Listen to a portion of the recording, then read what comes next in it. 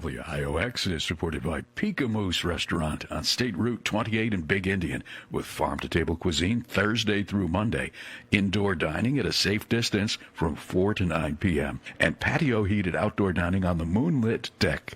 Take out till 10. Pikamoose.com or 845-254-6500, 845-254-6500. WIOX is supported by NBT Bank, with locations in Margaretville, Grand Gorge, Hobart, Middleburg, Schoharie, Cobleskill, Cooperstown, Oneonta, and Wyndham. All with friendly local teams offering a wide range of products and digital tools designed to be easy to use to meet life's triumphs, changes, and challenges, from the smallest moments to the biggest milestones, with confidence. NBT Bank, member FDIC. WIOX is supported by Rick's Tire Service, family-owned and operated on State Route 30 between Roxbury and Grand Gorge. Tires, mounting, and wheel balancing for cars, trucks, lawn, garden, farm, and construction vehicles. Open Monday through Friday, 8 to 5, Saturday, 8 till noon. More information at 800-LG Tires. 800-LG Tires. Hi. This is John Sturman, host of It's All Music, heard every other Thursday at 2 here on WIOX Roxbury. As Maya Angelou says, giving liberates the soul of the giver. Liberate your soul by joining the holiday fundraising binge and making a tax-deductible donation at WIOXradio.org. Every dollar you give to the station will be matched. You'll help us all to keep community radio live and local in the Catskill Mountains. WIOX. Here for you, supported by you.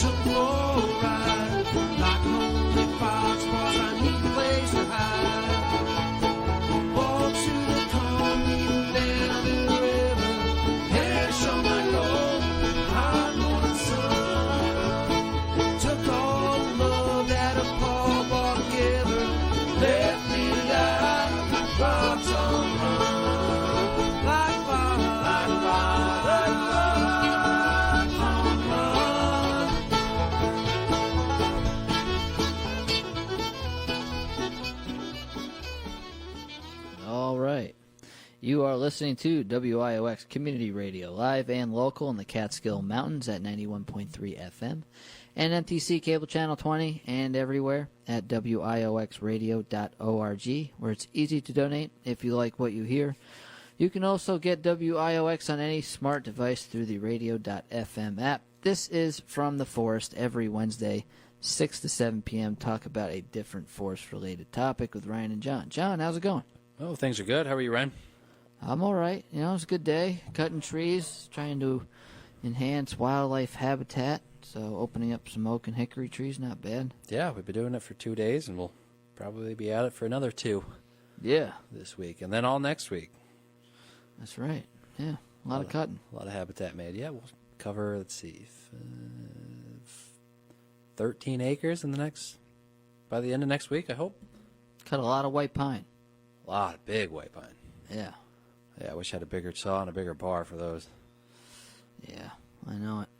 Well, 20-inch bar's doing it. Yeah, got to sharpen that chain tomorrow morning, though. Oh, yeah. Especially for them hickory trees. Hickory nuts. So what have you been up to in the woods? Well, hunting. but not seeing many deer. That's kind of normal first week or so after gun season opens. I had a lot of good luck during bow season, but gun season's here, and I don't know, they're kind of scared. Down in Gardner where I hunt, I think some of them might be dead from the episodic, what is it?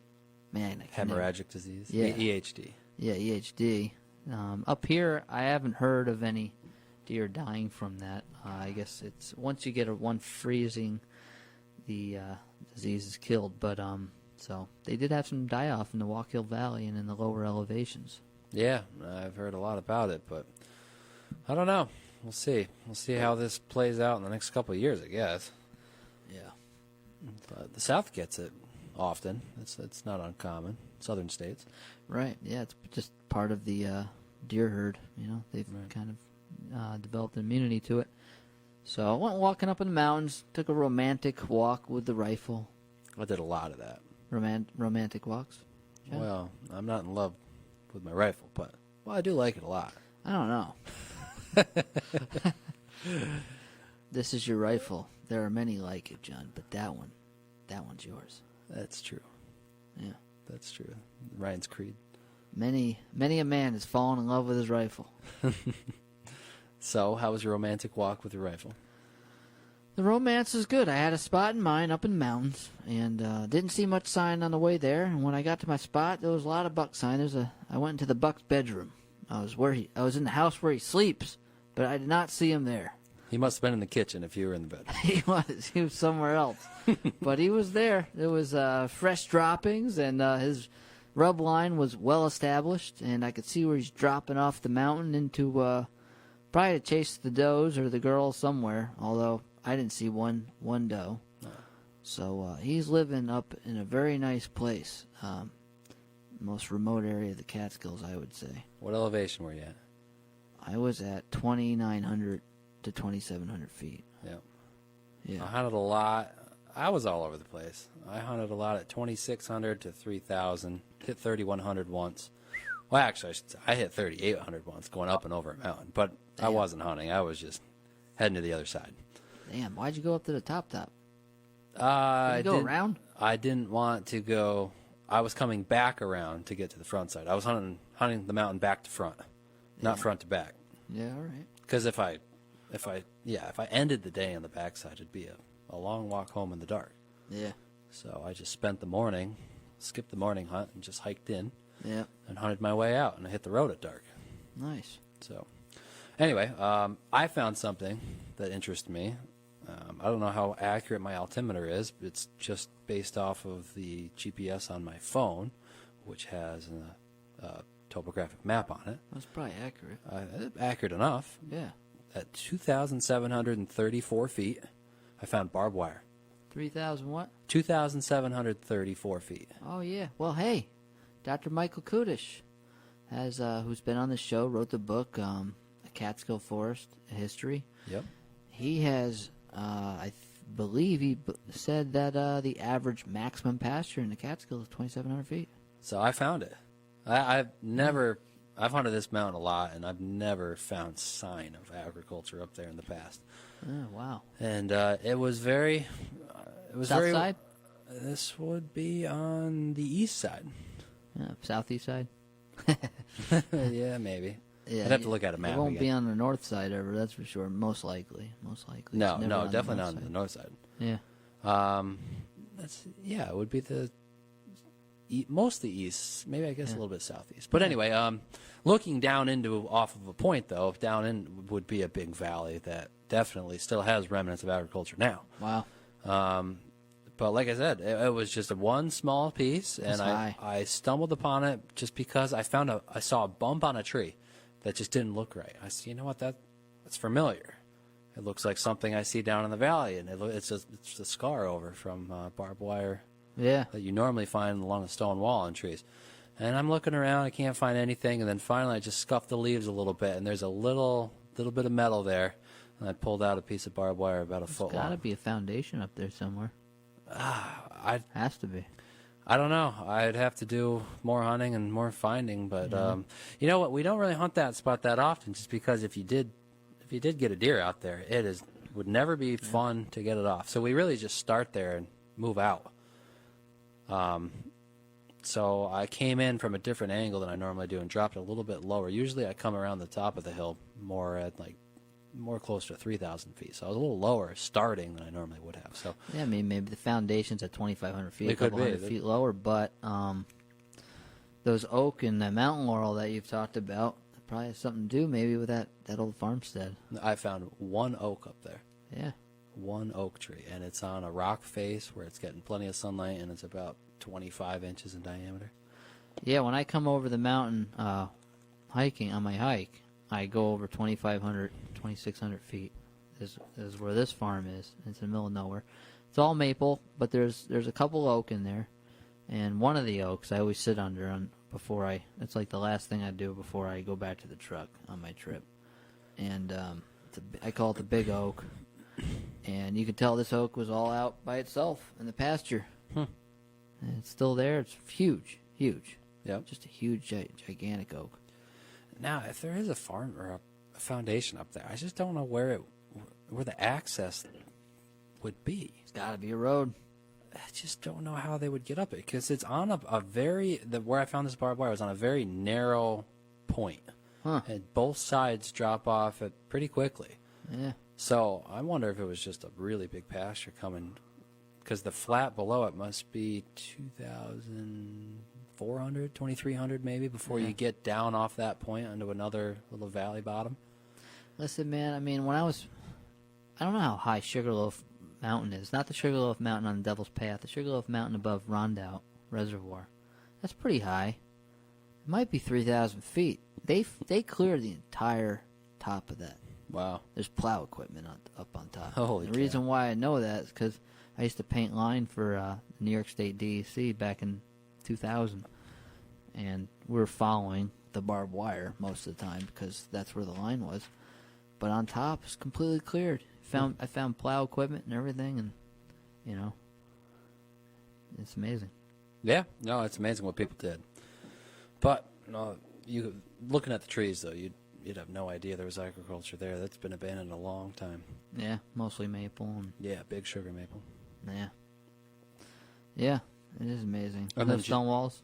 No stone walls. And just above it, like you go up to the next rise, to the next flat on the mountain, which might be another 75 feet in elevation above it, and the forest type changes. So that's another indicator. Much older forest type. Big, giant yellow birch. I was about to say yellow birch. When the bark starts looking, it doesn't get paper anymore. Those are really old. Yeah. So that had to have been the maximum pasture line right there. Yep, sounds like it.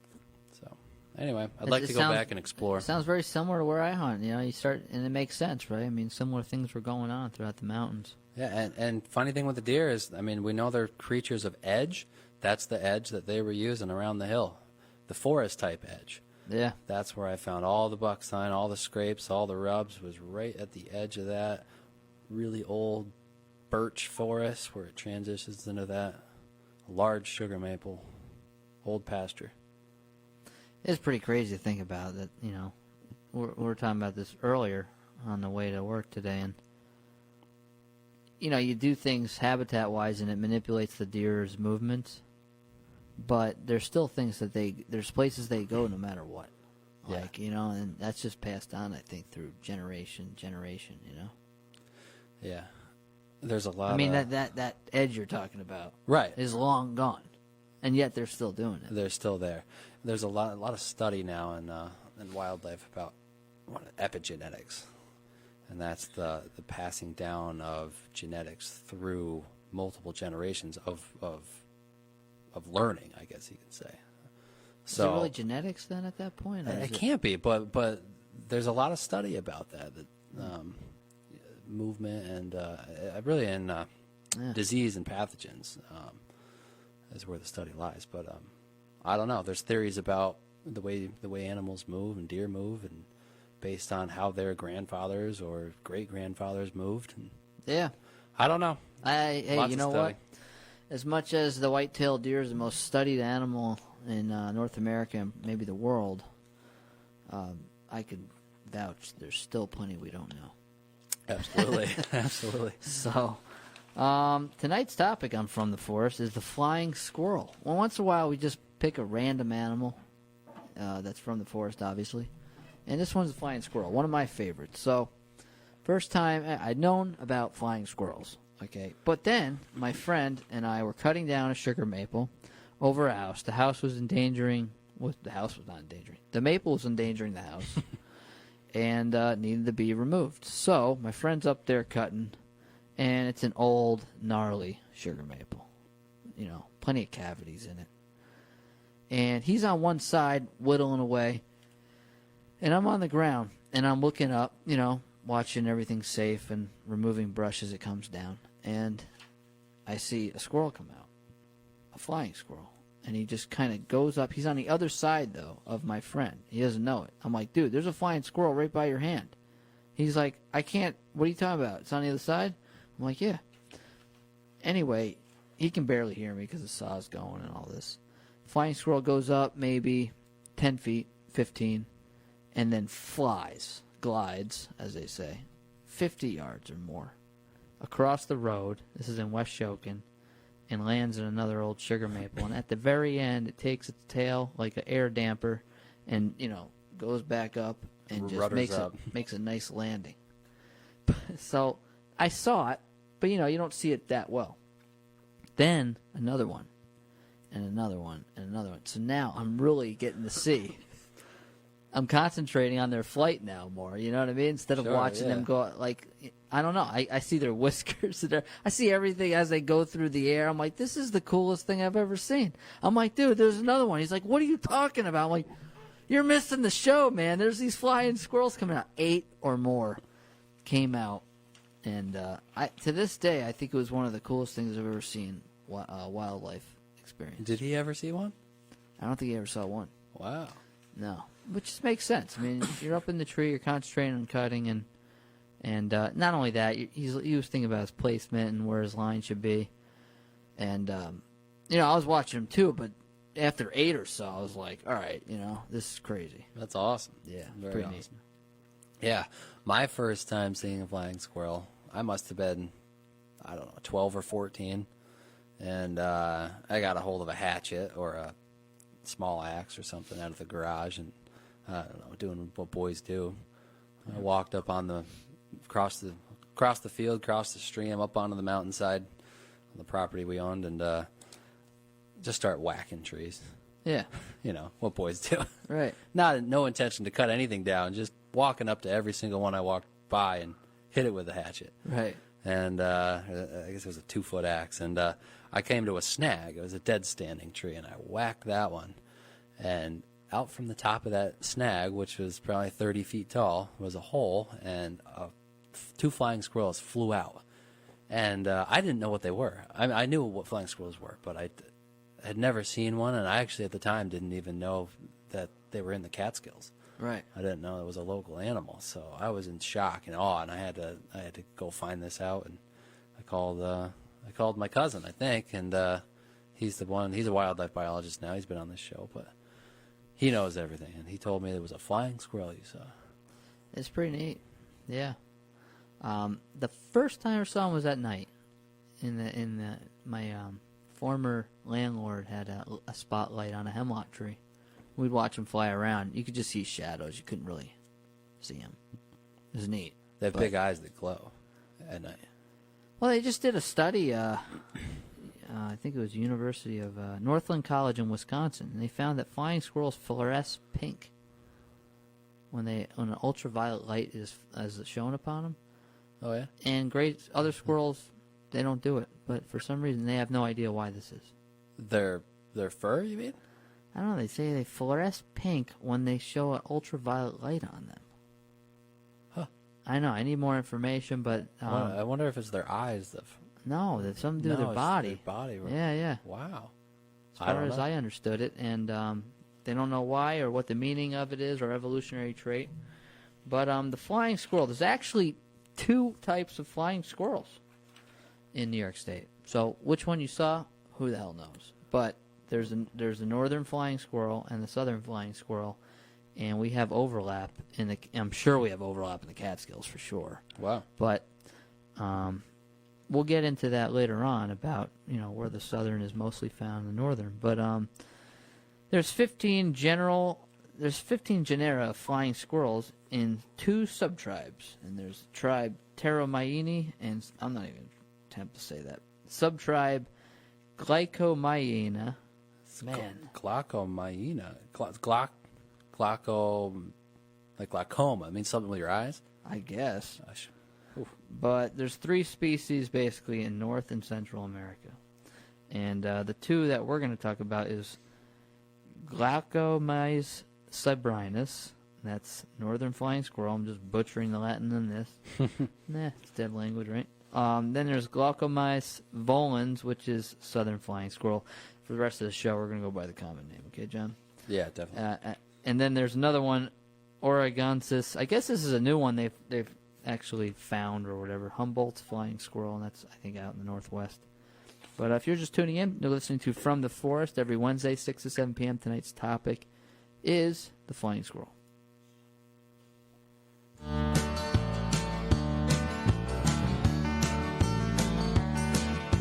Well, it'll just get you down if you let life get to you.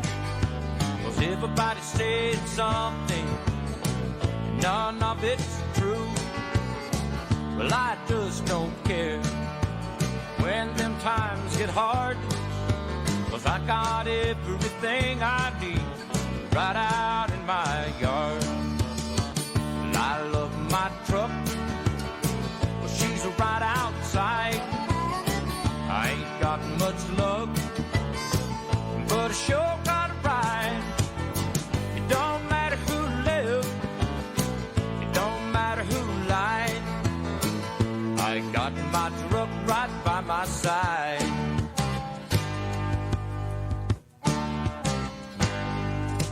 You got Sally and you got Sue, I got a Chevrolet.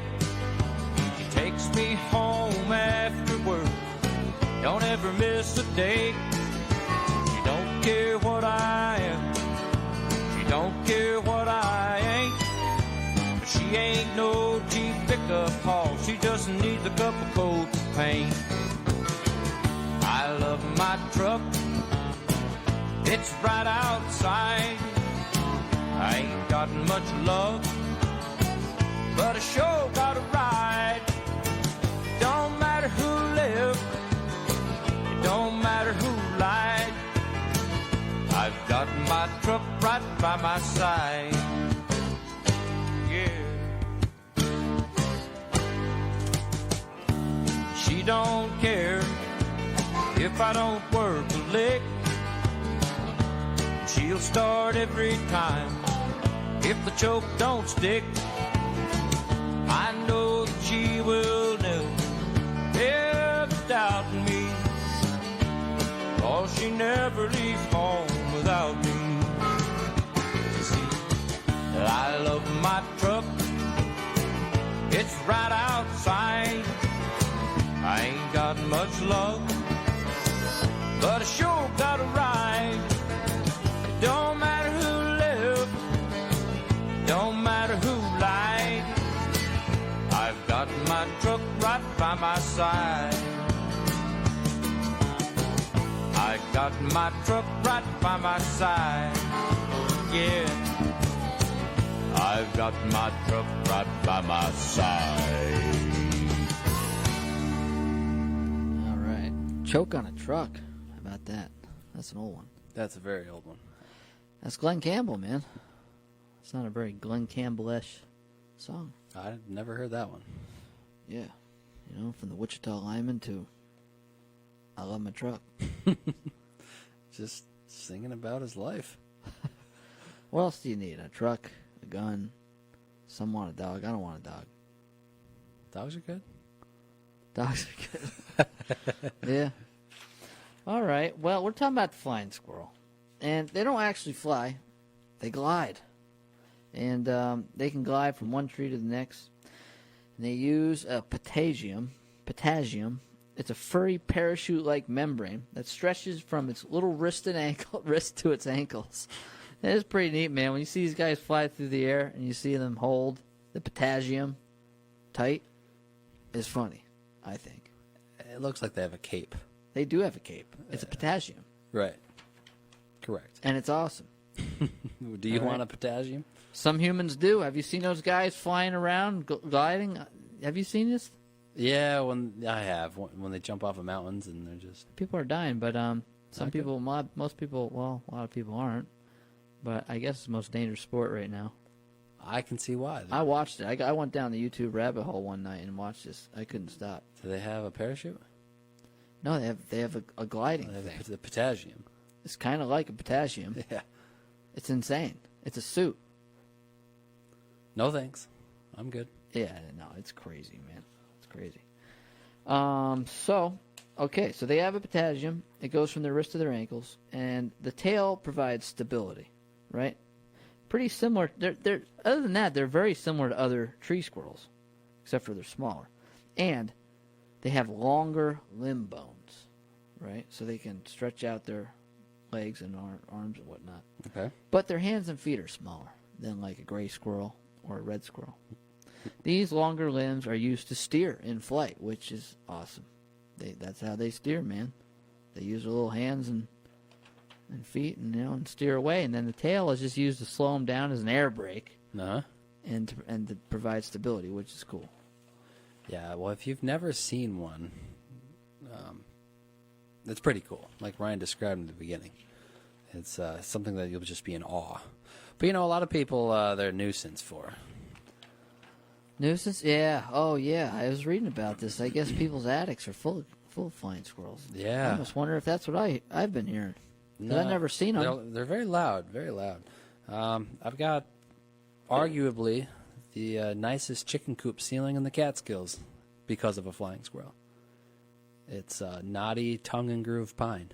Oh, yeah? It was given to me when I was building my chicken coop, and I used it for before I put the shingles on. I put it for the wood on top, but it was because it was in a camp and flying squirrels moved in and urinated in the attic and stained all that nice knotty pine a disgusting color. So chickens get something nice to look at every night. That's cool. No kidding. Yeah, flying squirrels. Yeah. So evolution. All right. Their sister species is any kind of tree squirrel, which is the gray and red squirrel. And here's another word. They have monophyly, which is Greek for one tribe. I guess they've done molecular studies that indicate that it comes from 18 to 20 million years ago and comes from a common ancestor. So, I don't know. I guess there's not much divergence from this ancestor of 20 million years ago. And there used to be much debate surrounding this. I don't know who's debating this, but someone is. I know most people are not. I don't know. Genetic people, I guess. But the deviation, as I said before, is mostly by growing that longer limb bones and shorter hands and feet. So the shorter hands and feet do make it more difficult for the flying squirrel to be, well, a ground squirrel. They don't really like to be on the ground for that reason. So, why the adaptation? All right, so the hypothesis is, well, it saves energy. Think about how much energy a squirrel spends going up and down every tree to get to the next, or doing some crazy, as most tree stand hunters know.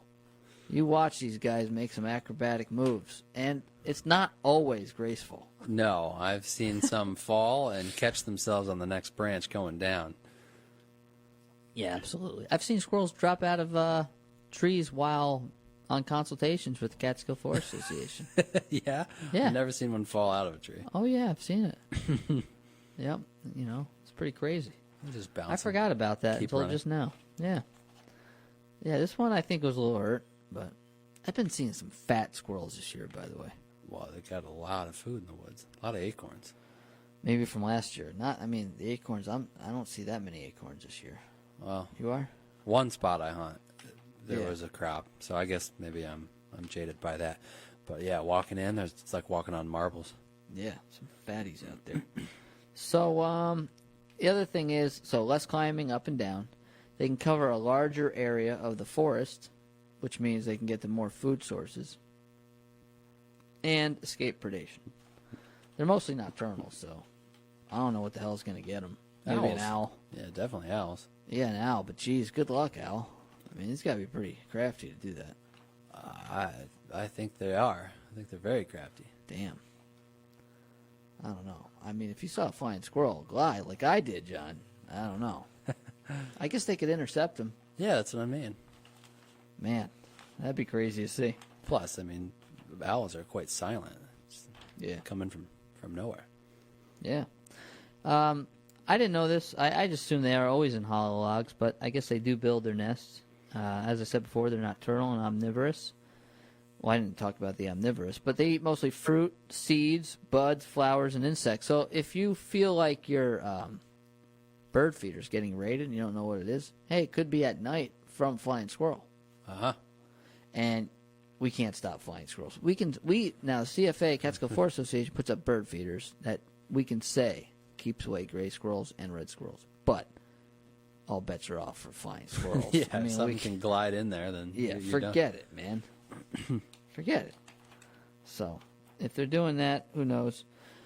But here's the thing. They not only eat fruit, seeds, buds, they also eat flowers, insects, gastropods, spiders, birds, eggs, and tree sap, which is pretty neat. But the northern flying squirrel, guess what this guy mostly eats? Lichen and fungi. Have fun with that diet. Yeah. I guess it's abundant, though. Don't have to go far for food. Right. I mean, that's the only thing you got up in some of these northern boreal forests and northern hardwood forests, you know? There's no acorns and hickory nuts. You're going to find most of the southern flying squirrels where there's more hickory nuts and acorns, supposedly. So, the flying squirrel is born naked and helpless, but within 5 weeks, it already has tryouts for gliding, and by 10 weeks, it's gliding. So, pretty crazy. Right. That's altricial. What?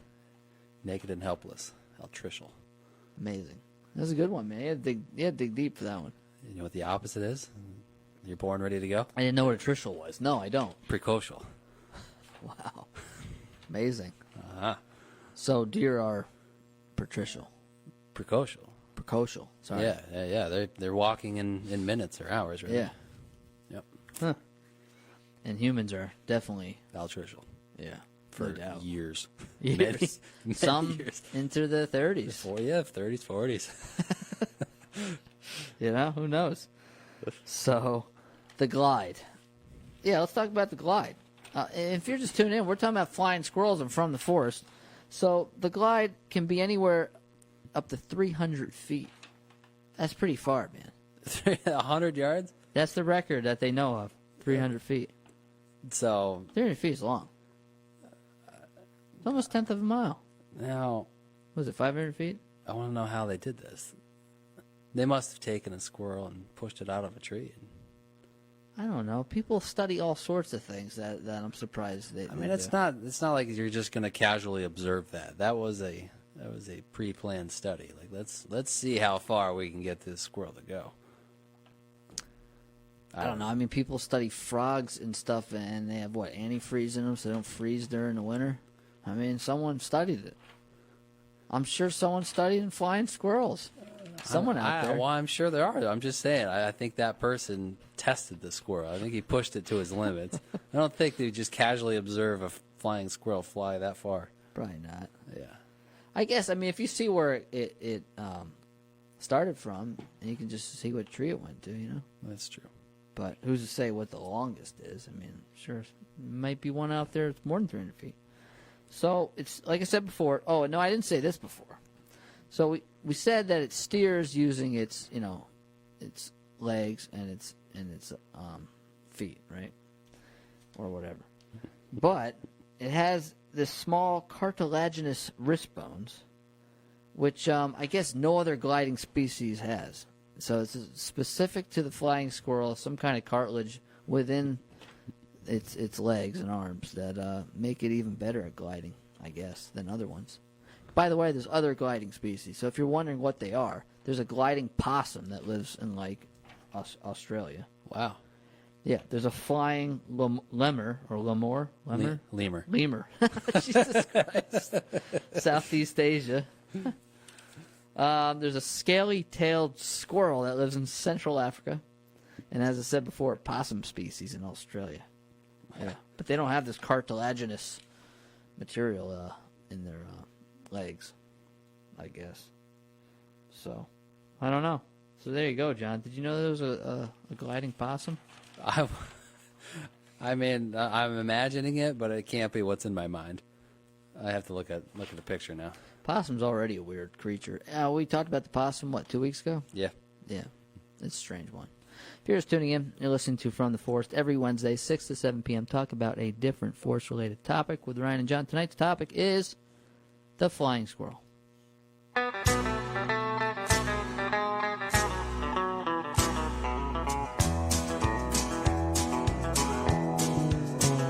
I hear people talking bad about the way we have to live here in this country.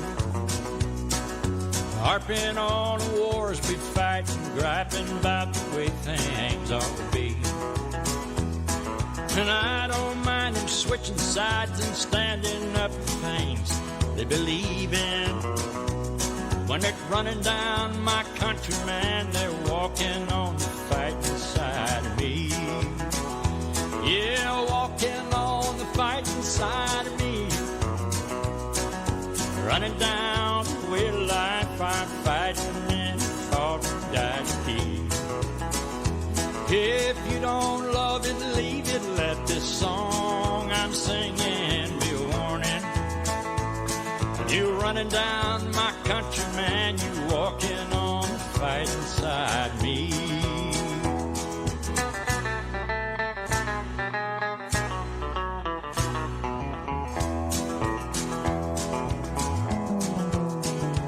I read about some squirrely guy who claims he just don't believe in fight. And I wonder just how long the rest of us can count on being free. They love our milk and honey, but they preach about some other way of living. When they're running down my country horse, they're walking on the fighting side of me. Yeah, walking on the fighting side of me. Running down the way of life, I'm fighting and fought and died to keep. If you don't love it, leave it. Let this song I'm singing be a warning. When you running down my country, man, you walking on the fighting side of me. Yeah, walking on the fighting side of me. Running down the way of life, I'm fighting and fought and died to keep. If you don't love it, leave it. Let this song I'm singing be a warning.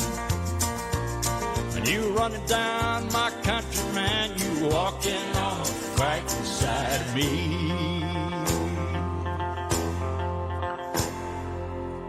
All right, that's Merle Haggard talking about some squirrely guy giving him grief. You know? Yeah. What do you think? What's a squirrely guy look like? I don't know. Probably some skinny guy talking smack. Tall, thin. Yeah. Yeah. Squirrely guy. You know? Yeah, if you're just tuning in, you're listening to From the Forest every Wednesday, 6 to 7 p.m. with Ryan and John. Tonight's topic is the flying squirrel. And let's get into squirrels in New York State. Flying squirrels. All right. Really should be gliding squirrels.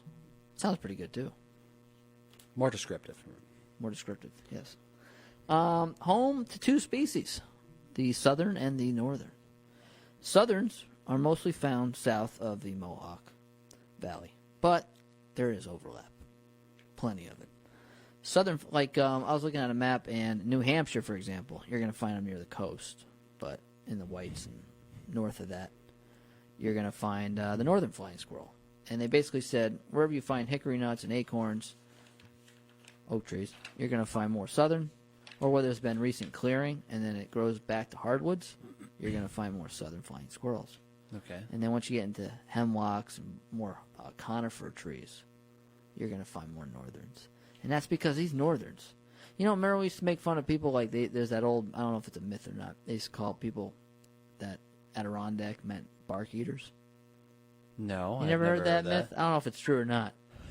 But to me, that's kind of like the northern flying squirrel, man. It's like it's reduced to eating only lichen and fungi. And you'll find that in a deep, dark, damp forest. Yeah, the squirrel eats lichen and fungi for the most part. Now, both are omnivorous, so if it comes across carrion, the flying squirrel will eat it.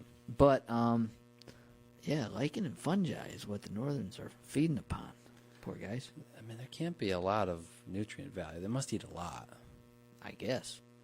So, I'm thinking reishi mushroom, Ganoderma. Yep. Lacquer mushroom, that really cool thing that grows on hemlocks and stuff. That purple-looking mushroom. Well, I've seen gnaw marks on some of these things. I bet you this is the guy. He's probably eating that mushroom. Well, it's healthy. Yeah. It's a medicinal mushroom. So. Tell you what, you better keep his wits. Eats the wrong mushroom, he can build glide straight. No. Seriously, man. Little guys.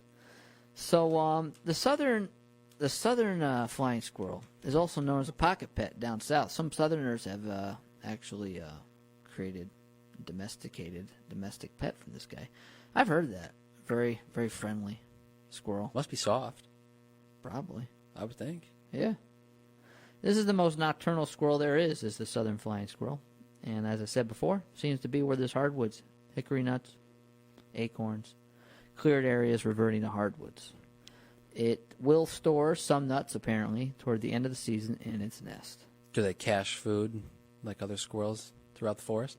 I guess just a little bit in the nest, and that's they said only the southern flying squirrel does that, but I don't think they do as much. So it has to forage every day. Yeah, I guess so. Now, how do you tell the difference? Telling the difference is difficult. One, you probably never see a flying squirrel.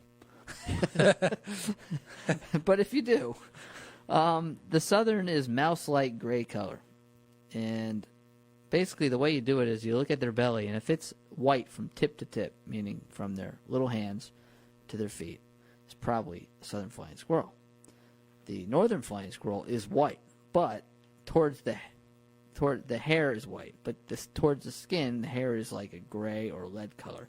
Come on, You're not going to see, if you see one, it's flying away from you probably. It's more reddish gray, the northern flying squirrel, but it's difficult. And the northern flying squirrel is about half the size. It's about the size of a chipmunk, 2 to 3 ounces. Whereas the southern flying squirrel could be anywhere from 3 to 5 ounces, like a red squirrel. So we're talking about small squirrel. Yeah. So, I don't know. What else? Northern flying squirrel. All right? Like I said, it's a little bit bigger. Color is more reddish-brown. And we already talked about it's towards the belly or the skin, it's lead-colored. But it lives primarily in conifer-based forests. So, yeah, the Adirondacks, portions of the Catskills, some areas even in the Hudson Valley where there's more hemlock or white pine, Norway spruce, I would imagine. Feeds mostly on lichen and fungi. So, what do you think? I don't know. I wouldn't be able to tell the difference. I don't know what the squirrel was I saw that day. Man, based on where you are, I mean, there's a lot of oak there, so that's probably a southern, right? Most probably, likely. But I don't know. But it is a mixed type forest. So. Well, here's the thing. So, this is why it could be mixed. It's because during the winter, these guys, they get along so well, they'll just hibernate all together. So 50 squirrels can be all in each other's business, trying to stay warm. That potassium, that cool suit that they use to freaking get around and glide, it kind of exposes them to the elements. Yeah, well, I can imagine. A lot of heat loss there. A lot of heat loss to that thing. So they actually do herd up, for lack of a better term, in those hollows. So there could have been a lot more flying squirrels, unfortunately, in that sugar maple leader. Because you saw 8 or so? I saw at least 8. Wow. Yeah. But who knows? So when an area is cleared or reverts back to hardwoods, it goes to southern flying squirrels. And like I said before, they get along so well they'll be hiding out with each other during the winter. And apparently there's a parasite, unfortunately, that attacks the northern flying squirrel. They think it comes from the southern flying squirrel, according to Pennsylvania State University, but they're not sure. And for this reason, the northerns are actually endangered in Pennsylvania, North Carolina, and West Virginia. In North Carolina, they're federally endangered. So. Yeah, but that's also got to be the very southern end of their range. So are they doing better? Is there problems in the central or northern part of the range? You don't know. I don't know, and it's like New York State's probably a good litmus test for this because we have kind of both forests, but I don't know. The northern just seems less adaptable. Right. It's even lichen fungi. I don't know. Yeah, it's gonna have problems. It's gonna have problems. So, squirrels in the attic. Squirrels in the attic. So I didn't know this. Maybe I have squirrels in the attic, but squirrels huddle up in the winter, as we said before, to stay warm, and that potassium leaves them vulnerable to cold temperatures. Attics serve as great places for flying squirrels to take cover in. Many people think it's mice or red squirrels, but often it's flying squirrels, according to Pennsylvania State University. Yeah, I helped trap a few out of an attic this year. Yeah. Made a lot of noise. Landowner, yeah, they took me upstairs and took a broom handle and smacked on the ceiling a couple times, and they all scattered. It was very noisy. Yeah, okay, wow. It's amazing.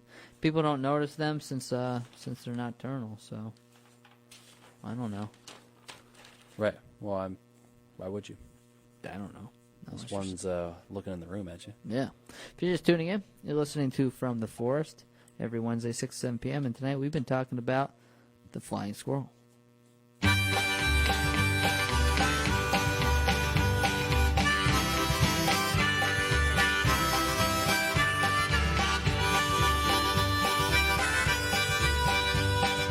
Go away from my window, leave at your own chosen speed. I'm not the one you want, babe. I'm not the one you need. You say you're looking for someone who's never weak, but always strong, to protect you and defend you, whether you are right or wrong. Someone to open each and every door, but it ain't me, babe. No, it ain't me, babe. It ain't me you're looking for, babe.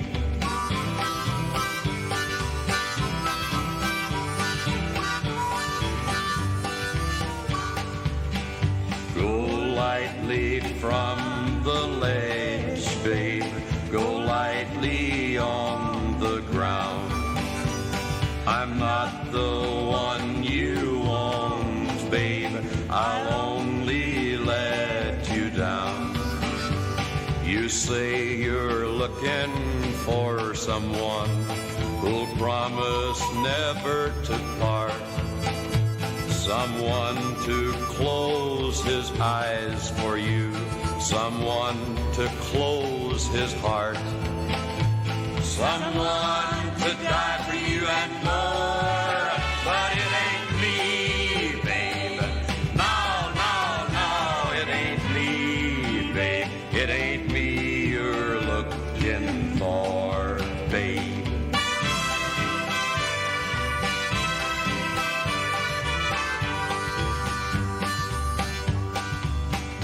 You say you're looking for someone to pick you up each time you fall, to gather flowers constantly and to come each time you call, and will love you for your life and nothing more, but it ain't me, babe. No, it ain't me, babe. It ain't me you're looking for, babe.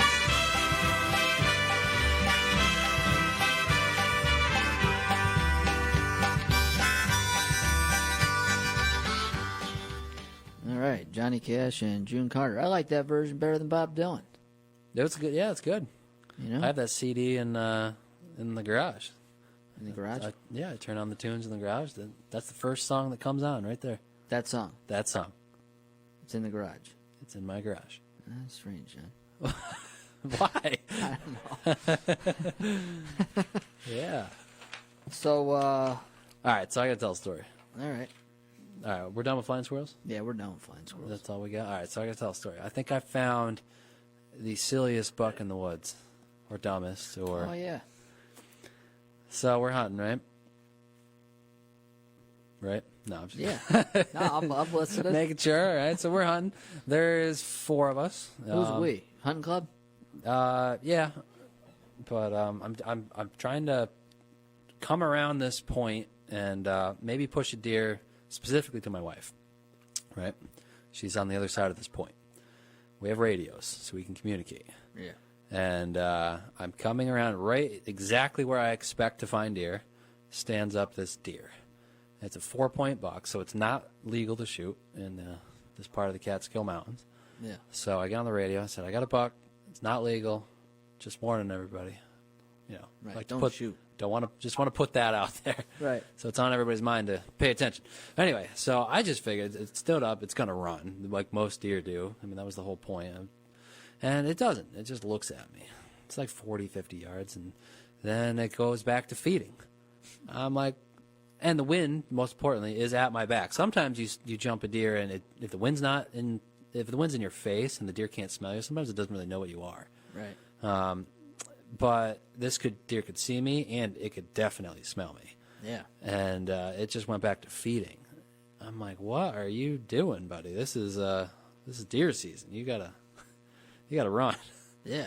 Well, he doesn't. He just goes back to feeding. So That's how this works. yeah, right. So Get with the program, pal. I was like, well, he's not a legal deer to shoot anyway, so I don't really care. He's in my way now, and I need to go through his path to get to where I need to go. So I start walking and expecting him to run at any second. He does not. I get within 10 yards of this deer, Yeah. and he's standing there feeding, Yeah. paying attention to me, aware of my presence, but giving it almost no acknowledgement. He would just kind of look every now and then go right back to feeding. So finally, I get that close to 10 yards or so, and it's like I'm inconveniencing him, moving him along. Like, come on, let's go. Let's out of the way. Yeah. And he decides to turn and walk exactly the path that I wanted to walk. So now I'm pushing him through the woods. He's not running, and we're both at walking pace. You're walking with each other. With each other. Which is weird. Yeah, it's like if I had a leash, it would be like I'm walking my deer. I still don't think you brought a gun that day. I think you had a guitar and you were strumming it. And the birds were frolicking around your shoulders. Yeah, and this I know. buck is coming out. It got weird. That's what it seemed like. So I'm on the radio giving play-by-play to the rest of the group here. Like, you guys aren't going to believe this. So I'm not kidding. I'd have to measure on a map, but it was at least 200 yards Right. to where I needed to go. And I followed this deer and pushed it along at 10 to 20 yards the entire time. At one time, I was on the radio with everybody. I said, I wish I had an apple. I bet I would eat out of my hands right now. And my wife says, well, you have a sandwich. Give it the sandwich. I'm not giving it my ham sandwich. Yeah. Really. So, yeah, I just kept pushing it through the woods, and it went right to them. They saw it, and then we all grouped together, and it just walked away from us down the hill. Well, now it's getting dark, so we all walk off the hill, unsuccessful. Within 100 yards of the truck, at the bottom of the hill, guess what we found? Mr. Buck. That same Mr. Four-Pointer, and all 4 of us walked right by him at another 20, 25 yards again. That's when you could have said something so rare at a hunting club is, I got a buck, but he's alive. Right, I brought him home with me. No, so you know the saying that everybody asks, did you catch one? Yeah, did you catch one? If I had a lasso, I could have caught one. You could have caught one. You could have caught him, man. It is something else. So yeah, I had a lot of experiences.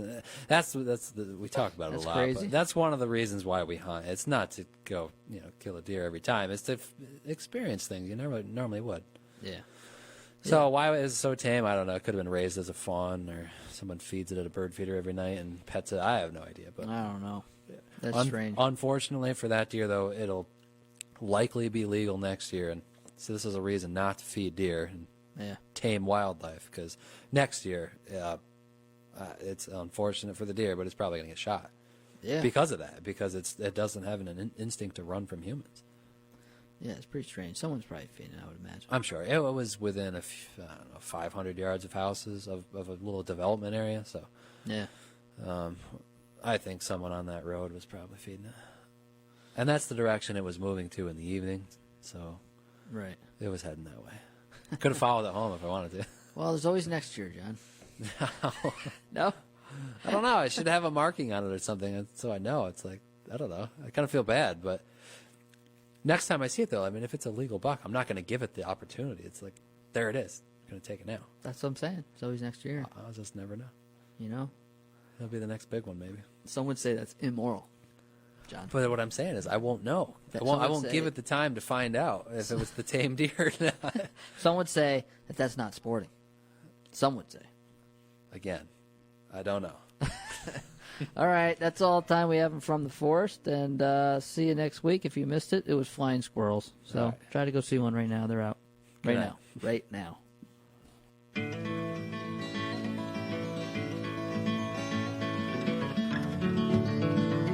Oh, the neon lights were flashing and the icy wind did blow. The water seeped into his shoes and the drizzle turned to snow. His eyes were red, his hopes were dead, and the wine was running low. And the old man came home from the forest. His tears fell on the sidewalk as he stumbled in the street. A dozen faces stopped to stare, but no one stopped to speak. For his castle was a hallway and the bottle was his friend. And the old man stumbled in from the forest. Up a dark and dingy staircase the old man made his way. His ragged coat around him as upon his cot he lay. And he wondered how it happened that he'd ended up this way, getting lost like a fool in the forest. And as he lay there sleeping, a vision did appear. Upon his mantle shining the face of one so dear, who'd loved him in the springtime of a long forgotten year, when the wildflowers did bloom in the forest. She touched his grizzled fingers and she called him by his name. And then he heard the joyful sound of children at their games, in an old house on a hillside in some forgotten town, where the river runs down from the forest.